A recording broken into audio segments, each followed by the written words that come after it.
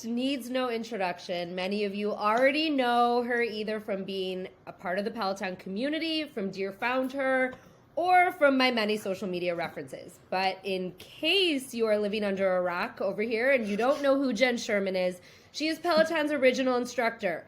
She's been there since the very beginning. She has seen it all.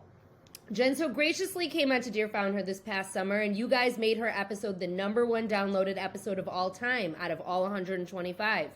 Many of you reached out and you commented about how naturally Jenn and I connected through our conversation, and I swear to God, my best friend has been telling me for years, long before I even owned a bike, that Jenn and I would become friends, and we would be friends, and now we are. So. Yes. After Jenn was on Dear FoundHer, she invited me to ride with her in the studio in New York. And not only did she invite me, but she made good on that invitation, which I graciously accepted. And since then, Jenn and I have continued to connect, going back and forth about family, our love for music, and who to listen to, and lately, social media for business. During a recent conversation, I told Jenn that she really had to up her game, especially when it came to social media. She is a community who's hungry to see more of her and who connects with her on a level that really so many can and will never achieve. And during this conversation, Jenn admitted that she had never made a reel before. I was totally floored, absolutely shocked. My mouth was on the floor. I did not believe her.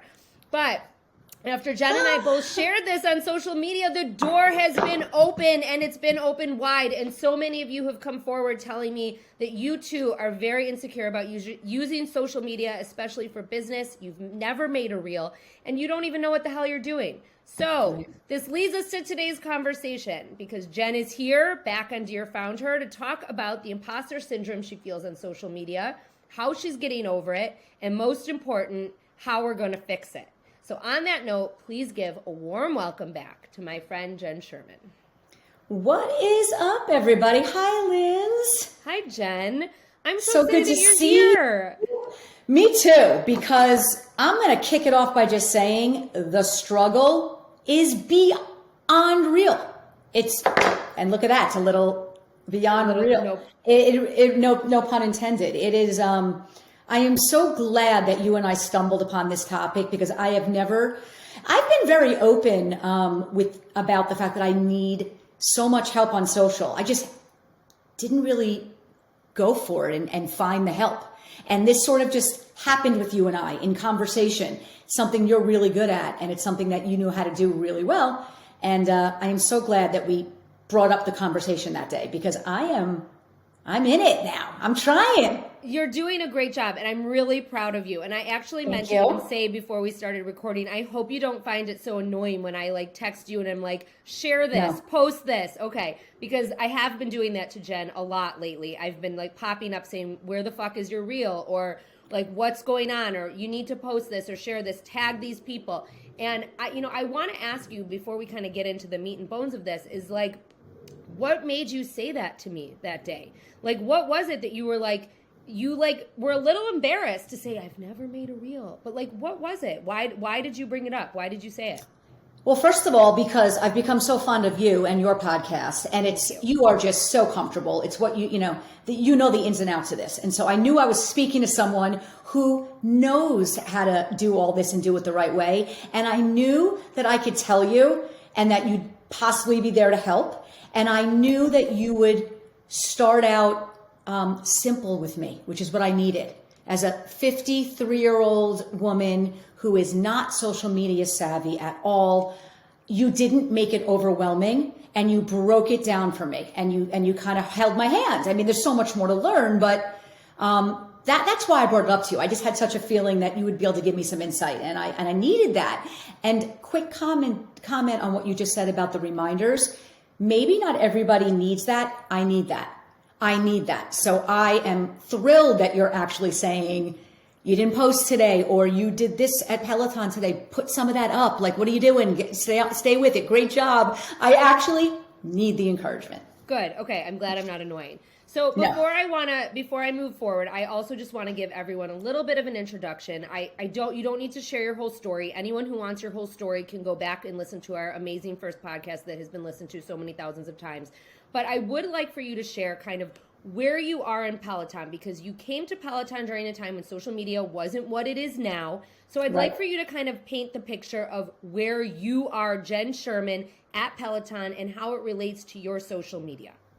Okay, so 10 years in, coming up on my 10-year anniversary. And you are absolutely right. When I joined Peloton and we were a little grassroots movement, if you want to call it, startup, social existed, but obviously not the way it does now. It doesn't drive business and branding and all of those things the way that it does now. So when I got to Peloton, I was a little bit at a disadvantage, just because, as Peloton members know, all of my teammates are younger than me. And in general, that younger demographic is just so much more adept at social media. But I didn't feel the pressure in the first year, 2 or 3 kind of thing to really figure it out. But then it just started to bombard me. I was seeing what everyone else was doing.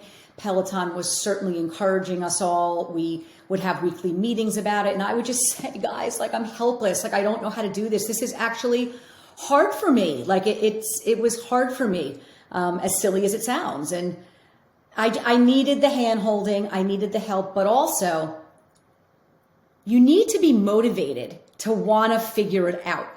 And it took me this long.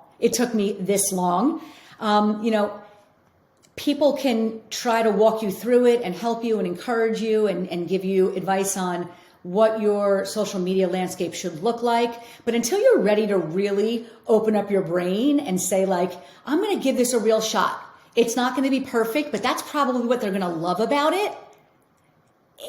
I don't know why it took you and I and our conversation for that to finally click. And I don't know where I'm going with it, but I'm diving in and I'm having a lot of fun with it. Good. So, and that's the thing, is it should be fun. And I told you from the beginning, it has to be fun. It can't feel like work. It can't feel like something you have to do, because then people see through that as well.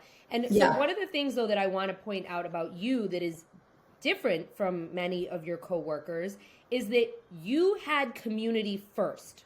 You had and have community. Whereas a lot of your co-instructors have, yes, built a community, but they've come in and kind of had to just start from, ground zero and build that up. You have people following you. Like, end of story. Wait. Can you hear me better now? Is it different? I hear you sound lovely before and now. Okay. Sound perfect. Okay. All right. Sorry, I just noticed that was yellow, so I wanted to change. No problem.